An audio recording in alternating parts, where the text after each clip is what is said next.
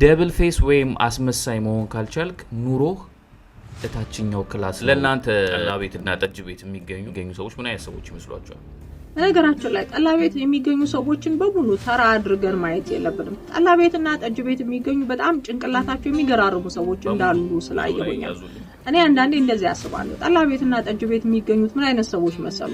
የመጀመሪያዎቹ በፍልስፍና ህይወት ውስጥ ያሉ በቃ ይሄ ዓለም እዚህ ድረስ ብቻ ነው፣ ትልቅ የሚባለው ቦታ እዛ መንገድ የሚሄደው ብቻ ነው፣ ስለዚህ እዛ ቦታ ላይ ምንም የለም ብለው ሲያስቡና በእንደዚህ አይነት ፍልስፍና ውስጥ ሲጠመዱ ሰዎች ጠላ ቤትና ጠጅ ቤት ይመቻቸዋል ወይም ታችኛው ክላስ ውስጥ መገኘት ይፈልጋሉ። ሁለተኛዎቹ ደግሞ ምናልባት ትልቅ ቦታ የነበራቸውና ትልቅ ዕውቀት የነበራቸው ሰዎች ምናልባት በሆነ አጋጣሚ ይወድቃሉ። እነዚህም ሰዎች ጠላ ቤትና ጠጅ ቤት ታገኛቸዋል። ሶስተኞቹ በጣም በብዛት የምታገኛቸው ሰዎች ጭንቅላት ያላቸው ነገር ግን ደብል ፌስ መጠቀም የማይችሉ ወይም ደብል ፌስ መሆን የማይችሉ ሰዎች ሆነው ምንም መሞዳሞድ ውስጥ የሌሉበት ሲሆን እነሱ ምንም እንኳን ለሀገርም ይሁን ለህዝብ የሚጠቅም መንገድ ቢሰሩ መንገዱ ግን አላስኬድ ብሎ ስለሚያንቃቸው አፍሪካ ውስጥ አብዛኞቹን የምታገኛቸው እንደዚህ አይነት ሰዎች ጠላ ቤትና ጠጅ ቤት ናቸው። የምርም ጭንቅላት አላቸው፣ የምርም ማሰብ ይችላሉ፣ የምርም ሀገር የሚቀይር አቅም አላቸው።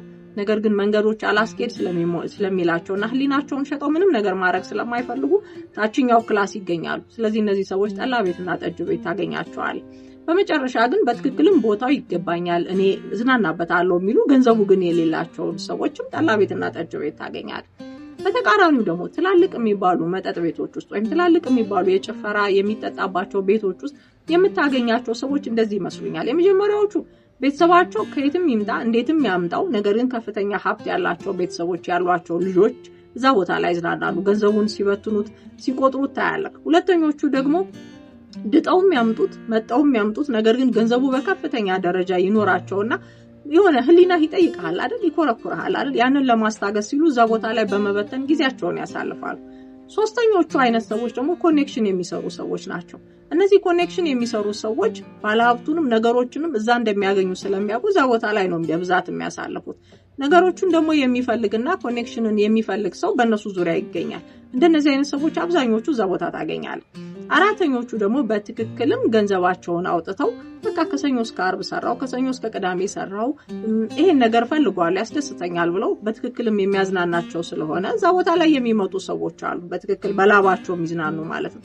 አብዛኞቹ ግን በጣም የባለ ሀብት ልጆች የሆኑና እነሱ ነገሮችን ሰርተው ባያመጡት እንኳን ብሩን መበተን የሚችሉ ወይም ደግሞ ኮኔክሽን የሚሰሩ ሰዎች ካለበለዛ ደግሞ ገንዘቡን እንዴት አድርገው እንዳመጡት የማይታወቁ ሰዎች በብዛት እዚህ ቦታ ላይ ተገኝተው ገንዘብ ሲበትኑ ታያቸዋል። ነገር ግን ጠላ ቤትና ጠጅ ቤት የሚገኙ ሰዎችን ሁሉ እንደ ተራ አድርጎ መቁጠር ልክ ነው ብዬ አላስብም። የሚገራርም ጭንቅላት ያላቸው የሚገራርም